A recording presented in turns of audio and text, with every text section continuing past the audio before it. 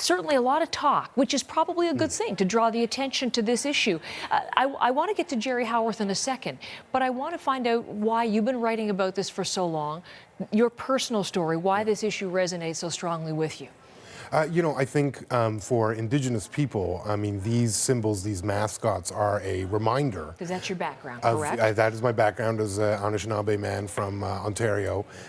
These are a reminder of a lot of the pain that we've gone through. Because you have to remember when these mascot names were created. And specifically, if we look at the Cleveland Indians name, they changed their name in 1914 at a time when our cultures, our ceremonies were outlawed throughout North America, when our people were being relocated, separated from their families and put into residential schools. So these symbols don't honor us in terms of the aspects that people might want to honor. They honor our disappearance because that's what the goal was at the time that these names were created. And every time I look at one of these mascots, I'm reminded of my family going to residential school and what that era meant to me personally and a whole generations and generation of Indigenous people. And I don't think that's something we're celebrating on a sports field. And you have children. You've talked about how this always initiates conversations with kids about what it all means. My kids want to watch the playoffs just like everyone else. And you're a ball fan. And I've been a lifelong ball fan, and we want to tune in and cheer on the Blue Jays. But when we tune in on Friday, we're going to have a conversation about the opponents, about the Cleveland team name, and all of this will come back up. And so we're going to have to talk through some very serious, painful issues that are part of my family just because we're going to watch a baseball game. So when people say it's just a name, it's just a logo.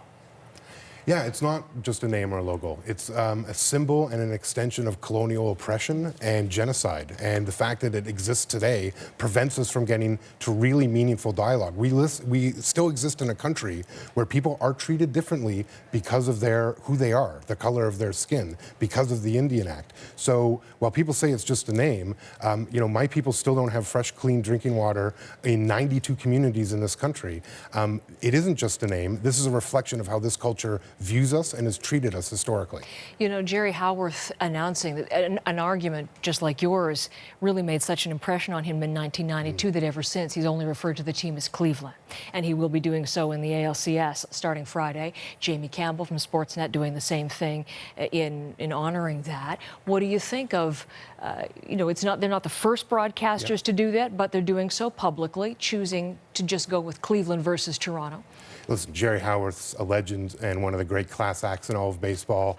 He's made listening to his broadcasts on the radio comfortable for me and my family for many, many years. And I deeply appreciate all the broadcasters coming out to do this, because the goal is ultimately to strip the value, the worth of these brands out of them. So if broadcasters never mention the logo, never mention the mascot, if this becomes something that isn't acceptable to the general populace, then these teams will change their name because they're incentivized to do so. So you think there's money at the core of this? Because if you ask the teams why they won't change their name, and they're adamant. I mean, the Cleveland Indians particularly, to use their name again, so they'll keep that in there because they've relegated the mascot anyway to sort of secondary status. They've come forward with that BC as their big C as their primary one. But they're not going to get rid of it because of the tradition, because of the history, because they know that a good part of their fan base still loves it.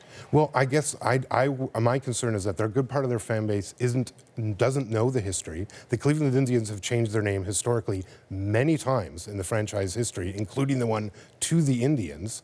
And again, I would ask the Indians, what are they celebrating exactly? Because are they aware what was going on to Indigenous people in this land in 1914? Do the current people understand what was happening to us at that point and how trying to wipe us out from existence and then putting us as a heroic figure on your sporting team is not actually honoring us? Why don't you honor us by helping us get clean drinking water and adequate funding for our children? The hashtag change, not your mascot. You've been talking about that as well. One of the people behind that, it's been getting some trending attention on Twitter. So it's going beyond the sports broadcasters now to some widespread discussion. What kind of an impact do you think that might have? I think we need to have these discussions because this is a country trying to enter into a truth and reconciliation process, and we're still, Heather, at the truth phase. We still need to understand and hear these stories and this legacy and solve these minor issues, because I believe mascots is just It's the low-hanging fruit of reconciliation. This is a discussion we really shouldn't be having.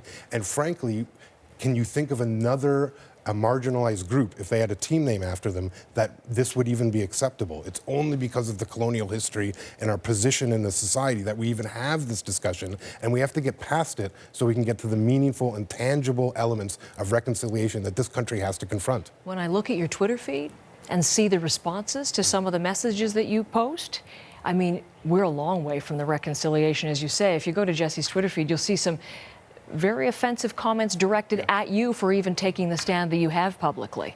But you know, Heather, I understand, because, colonization blinds everyone. It's caused great damage to Indigenous people and our way of life and robbed us of our culture, but it's also robbed you of our culture. It's also robbed everyone in this country because we've miseducated generations of people around the true history of this country and its relationship to Indigenous people.